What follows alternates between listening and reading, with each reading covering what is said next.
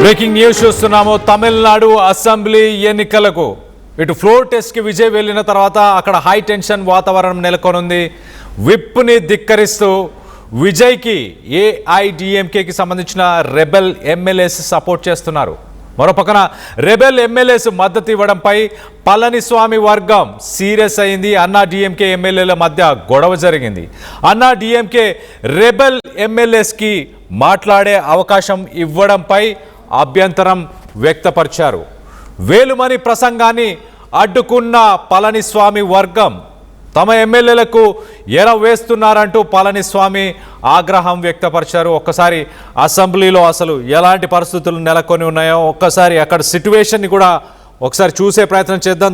తర్వాత చాలా డీటెయిల్గా మాట్లాడుకునే ప్రయత్నం చేద్దాం. 144 మంది ఎమ్మెల్యేల మద్దతుతో బల పరీక్ష విజయ్ నెగ్గుకొచ్చారు. విజయ్కి మద్దతు ఇవ్వలేదు డిఎంకే. ఆ డిఎంకే అలాగే డిఎండికే ఎమ్మెల్యే ప్రేమలత. అసెంబ్లీ నుంచి ప్రతిపక్ష నేత ఉదయనిధి స్టాలిన్ వాకౌట్ చేశారు. దానికి సంబంధించిన విజువల్స్ని మనం చూస్తున్నాము. డిఎంకే పార్టీ కొన్ని స్టేట్మెంట్స్, ఉదయనిధి బయటికి వాకౌట్ చేసే ముందు కొన్ని స్టేట్మెంట్స్ కూడా చేశారు చాలా క్లియర్గా.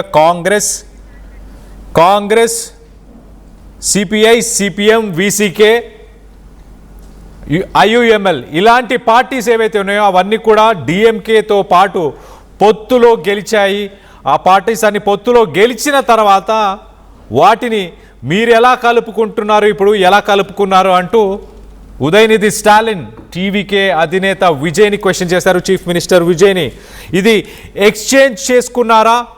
మీరు రాష్ట్రంలో ఒక మార్పును తీసుకొద్దాం అనుకున్నారు, కానీ ఒక చేంజ్ బదులు మా పార్టీలో ఉన్న ఆ ఎమ్మెల్యేస్ని ఎక్స్చేంజ్ చేసుకున్నారు. మా పార్టీతో ఉన్న కూటమి పార్టీల ఎమ్మెల్యేలని ఎక్స్చేంజ్ చేసుకున్నారు అంటూ మొత్తానికైతే విజయ్ని ఉద్దేశించి ఉదయనిధి స్టాలిన్ మాట్లాడారు. దాని తర్వాత అక్కడి నుంచి ఆయన వాకౌట్ చేసి బయటకు వెళ్ళిపోయినట్టు తెలుస్తుంది.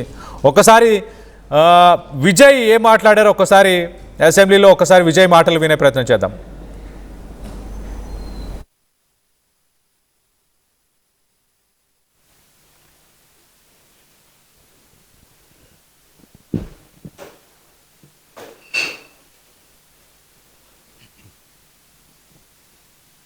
மாண்புமிகு பேரவைத் தலைவர் அவர்களே, திரு சி ஜோசப் விஜய் அவர்களை முதலமைச்சராக கொண்ட அமைச்சரவை மீது இப்பேரவை தனது நம்பிக்கையை தெரிவிக்கிறது என நான் மொழிந்துள்ள அரசினர் தீர்மானத்தின் மீது அனைத்து கட்சிகளை சார்ந்த மாண்புமிகு உறுப்பினர்கள் தங்களது கருத்துக்களை தெரிவித்து தீர்மானத்தை ஆதரித்தும் எதிர்த்தும் உரையாற்றியுள்ளனர். உரையாற்றிய உறுப்பினர்கள் அனைவருக்கும் என்னுடைய நன்றியை முதற்கண் தெரிவித்துக் கொள்கிறேன். இந்திய தேசிய காங்கிரஸ் கட்சி சார்பாக உரையாற்றிய மாண்புமிகு திரு சே ராஜேஷ்குமார் அவர்கள் தீர்மானத்தை வரவேற்றதோடு மட்டுமல்லாமல் மதசார்பற்ற அரசுக்கான ஆதரவு என கூறினார்கள். நிச்சயமாக இந்த அரசு மதசார்பற்ற அரசாகத்தான் செயல்படும் என்கிற உறுதியை தெரிவித்துக் கொள்கிறேன்.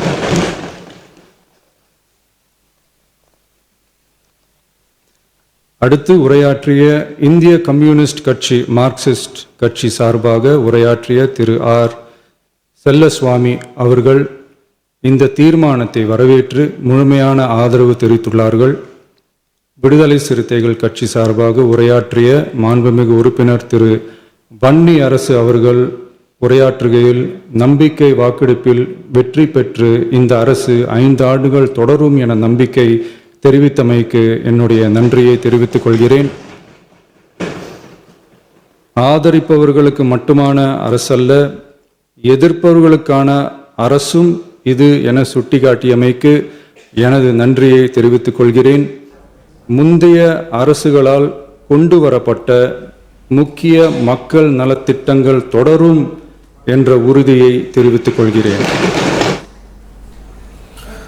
చీఫ్ మినిస్టర్ విజయ్ తనకు సపోర్ట్ చేస్తున్న పార్టీస్ వాళ్ళ మద్దతు వాటన్నిటి గురించి ఆయన మాట్లాడారు. దాని తర్వాత ఒక్కొక్కరి పేరుని ఆ ఎమ్మెల్యేలు ఎవరైతే ఉన్నారో వాళ్ళందరినీ కూడా బల పరీక్ష కోసం ఒక్కొక్కరి పేరుని స్పీకర్ పిలిచారు. వాళ్ళ మద్దతు ఎవరిస్తున్నారు అనేది వాళ్ళందరూ లేచి నిల్చోవడం, దాని తర్వాత లేచి నిల్చొని మేము మద్దతు ఇస్తున్నాం అంటూ మొత్తానికైతే తెలిపారు. ఈ సిరీస్ ఆఫ్ ఈవెంట్స్లో మొత్తంగా డిఎంకే వాకౌట్ చేసి అసెంబ్లీ నుంచి బయటకు వెళ్ళిపోయింది. అలాగే పళనిస్వామికి సంబంధించిన గ్రూప్ ఎమ్మెల్యేస్ కూడా కొంత హైటెన్షన్ వాతావరణం నెలకొని ఉండే వాళ్ళు వేలుస్వామి షణ్ముగం మాట్లాడే సమయంలో వాళ్ళని అడ్డుకునే ప్రయత్నం చేశారు. కొంత హైటెన్షన్ వాతావరణం నెలకొన్న తర్వాత ఏఐడిఎంకేకి సంబంధించిన ఎమ్మెల్యేస్ కూడా వాకౌట్ చేసినట్టు తెలుస్తుంది. మరో పక్కన మొత్తంగా ఇవాళ అసెంబ్లీకి ఎంతమంది అటెండ్ అయ్యారు, ఎంతమంది విజయ్కి సపోర్ట్ చేశారు, ఎంతమంది వాకౌట్ చేశారు, వీటన్నిటికి సంబంధించి డీటెయిల్గా మాట్లాడుకునే ప్రయత్నం చేద్దాం. ఇటు ఏపీ నుంచి మా ఇన్పుట్ ఎడిటర్ కృష్ణమోహన్ అందుబాటులో ఉన్నారు. కృష్ణమోహన్తో మాట్లాడి తెలుసుకునే ప్రయత్నం చేద్దాం. కృష్ణమోహన్, చెప్పండి, అసలు మొత్తంగా ఇవాళ అసెంబ్లీకి ఎంతమంది అటెండ్ అయ్యారు, దాంట్లో విజయ్కి సపోర్ట్ చేసిన వాళ్ళు ఎంతమంది, డిఎంకే ఎందుకు వాకౌట్ చేసింది, అలాగే ఏఐడిఎంకే వాకౌట్ చేయడానికి గల కారణాలు ఏంటి?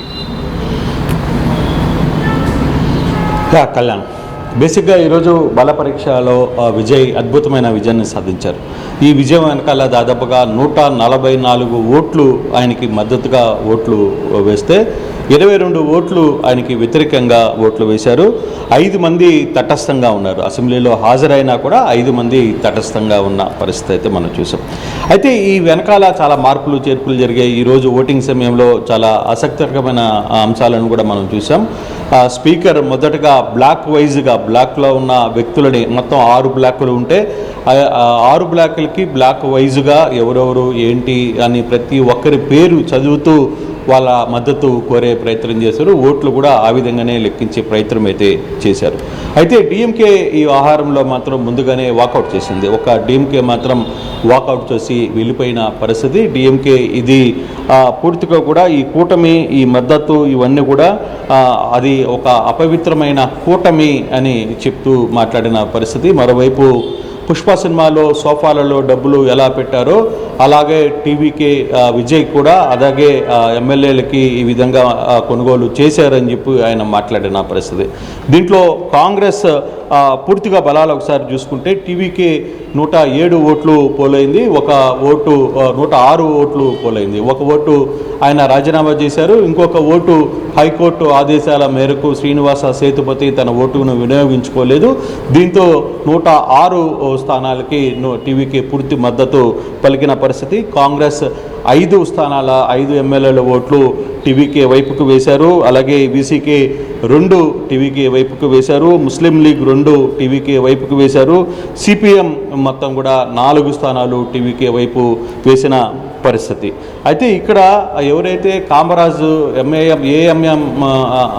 ఎంఐఎంకే సంబంధించి కూడా ఎవరైతే కామరాజు ఎమ్మెల్యే గెలుపొందారో ఆయన దివాకరన్ నిన్న పార్టీ నుంచి సస్పెండ్ చేసినా ఆయన మద్దతు కూడా టీవీకేకే పడింది.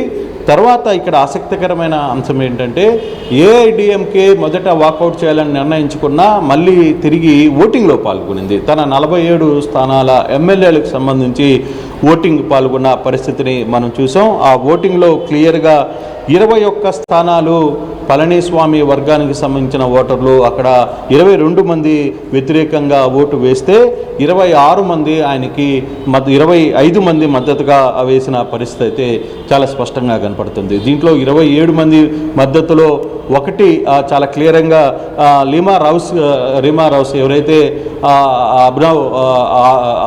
అభినవ్కి సంబంధించిన వాళ్ళ అత్తగారుగా పిలుస్తున్న ఆరవ్ అర్జున్కి సంబంధించిన అత్తగారుగా ఉన్న ఆమె కూడా విజయ్కి ఓటు వేయడం అయితే జరిగింది.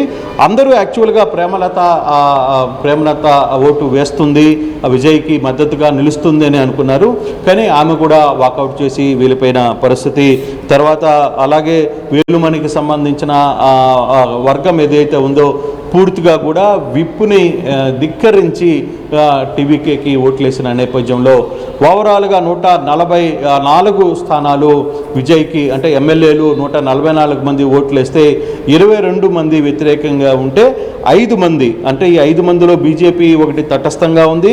అలాగే అన్బుమని రామదాస్కి సంబంధించిన పార్టీకి సంబంధించిన సౌమ్య గాని తనకు సంబంధించిన 2 వ్యక్తులు కూడా తటస్థంగా ఉన్నారు. మరో 2 తటస్థంగా ఉన్న పరిస్థితి. ఆ 2లో కూడా ఏఐడిఎంకేకి సంబంధించిన ఒక ఎమ్మెల్యే కూడా ఉన్నారు. అంటే తటస్థంగా 5 మంది, వ్యతిరేకంగా వ్యతిరేకంగా 22 మంది, 144 మంది అనుకూలంగా ఓటు వేసిన పరిస్థితి. దీంట్లో చాలా క్లియర్గా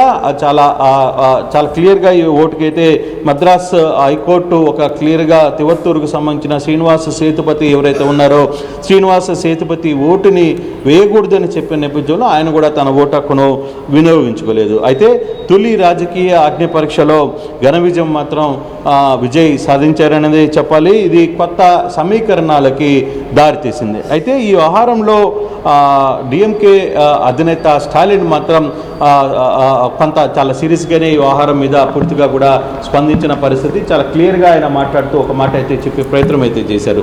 ఇప్పుడు దాకా మీరు గెలుస్తారని మాకు తెలుసు, మీరు అపవిత్ర కలయికతో ఈ కూటమి ఏర్పడుతోంది, అయినా మాకు అవసరం లేదు, కానీ ఈ కూటమిలో మేము ఓటుకి ఉండడానికి లేదు అనుకుంటూ వాళ్ళు వాకౌట్ చేసిన పరిస్థితి. వాళ్ళ కూటమిలో ఉన్న వాళ్ళ వాకౌట్లో నుంచి ప్రేమలత కూడా డిఎంకేతో పాటు లేచి ఆమె కూడా బయటికి వెళ్ళిపోయారు.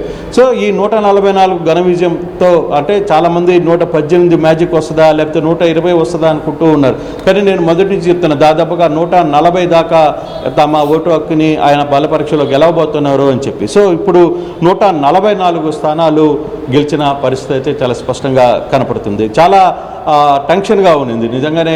అసలుకి ఎవరికి ఓట్లు వేస్తారు, ఏ ప్రాంతంలో నుంచి ఎట్లా పోతాయని కొంత క్లారిటీ ఉన్నప్పటికీ కూడా ఎక్కడో కొంత ఏఐడిఎంకే నుంచి ఎటువంటి పరిస్థితులు ఉంటాయి అనే ఒక చర్చ అయితే జరిగింది. ఏఐడిఎంకేలో చీలిక స్పష్టమైపోయింది. చీలికలో దాదాపుగా 22 మంది వ్యతిరేకంగా ఓటేస్తే దాదాపుగా మిగిలిన వాళ్ళందరూ కూడా వేలుమణి వర్గం అలాగే షణ్ముగం వర్గం ఓవరాల్గా ఎమ్మెల్యేలకు టీవీకేకి మద్దతు ఇచ్చిన పరిస్థితి అయితే మనకి చాలా స్పష్టంగా కనపడుతుంది. అయితే చాలా క్లియర్గా చాలా అంశాలని తెరమేరికి తీసుకుని వచ్చే ప్రయత్నం అయితే చేశారు.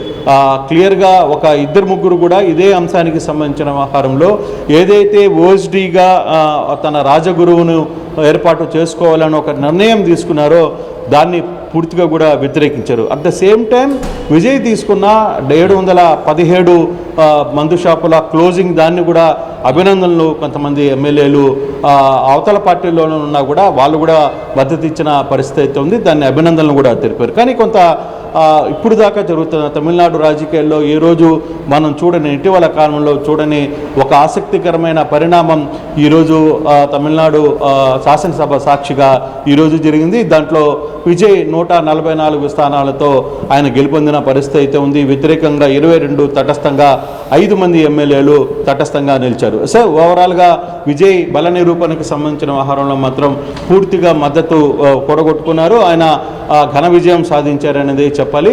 ఇప్పుడు తన రాజకీయ స్టెప్స్ ఏ విధంగా ఉంటాయి, తన ప్రభుత్వ పాలన ఏ విధంగా ఉండబోతుంది అనే అంశాల మీదనే కొంత చర్చ జరుగుతుంది. డిఎంకే అధినేత స్టాలిన్ ఉదయనిధి స్టాలిన్ మాత్రం చాలా క్లియర్గా చాలా విమర్శలు చేశారు. ఇంకా మీరు చేయాల్సింది చాలా ఉంది. ఇప్పటికే రేపు 15వ తారీఖు 1,20,00,000 మంది మహిళలు మీరు అంటే గత ప్రభుత్వం నుంచి అనౌన్స్మెంట్ చేసినా లేదు మీరు అనౌన్స్మెంట్ చేసినా ఈ పథకాల గురించి చాలామంది ఆలోచిస్తున్నారు. జూన్ 2వ తారీఖు స్కూల్స్ ఓపెన్ అవుతున్నాయి. స్కూల్స్కి సంబంధించిన మీరు ఇచ్చిన హామీలు ఒక్క హామీ కాదు, మీరు చాలా 16 హామీలు ఇచ్చారు. ఈ హామీల సందర్భంగా వీటి మీద మీరు దృష్టి పెట్టాల్సిన పరిస్థితి ఉంది. అయితే మీరు మొదట 3 సంతకాలు ఏవైతే పట్టారో ఈ హామీలకి సంబంధించి ఒక్క దాని మీద కూడా సంతకం పెట్టలేకపోయారు. మహిళలకి మీరు స్వచ్ఛందంగా డబ్బులు ఇస్తామని చెప్పారు. యువతకు మీరు నెలకి ఇంతనే డబ్బులు ఇస్తామంటున్నారు. అది ఎప్పటి నుంచి స్టార్ట్ చేస్తారో మీరు చెప్పాల్సిన పరిస్థితి అయితే ఉంది అని చెప్పి నేరుగా విజయ్ని నిలదీసిన పరిస్థితి అయితే ఉంది.